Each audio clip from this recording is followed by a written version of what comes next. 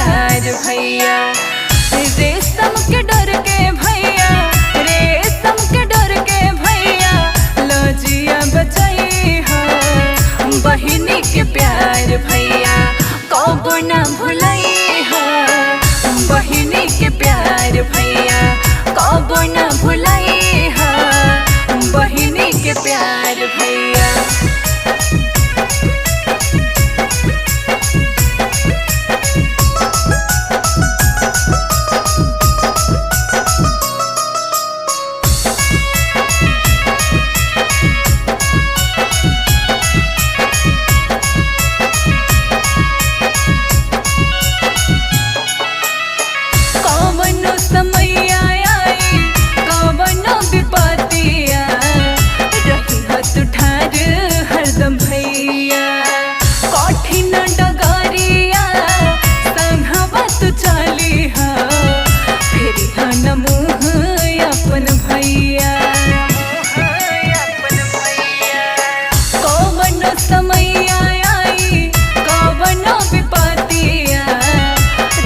तुठार हरदम भैया, कठिन डगरिया संघवा तू चली हा, फेरी हन मुँह अपन भैया।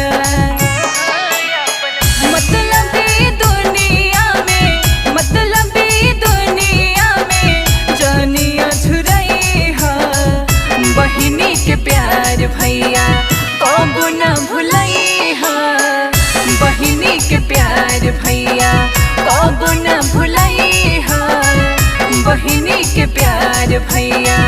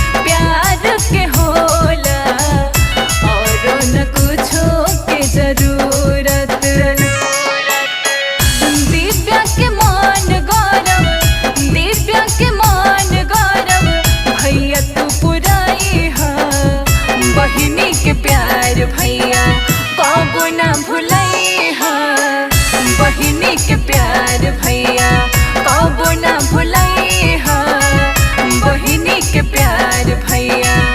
रेशम के डर के भैया, रेशम के डर के भैया, लजिया बचाई हा बहिनी के प्यार भैया, कबो ना भुलई हा बहिनी के प्यार भैया, कबो ना भुलई हा बहिनी के प्यार भैया। Lavanya recording studio, Rasulpur Korigaon, Bhagwanpur, Vaishali.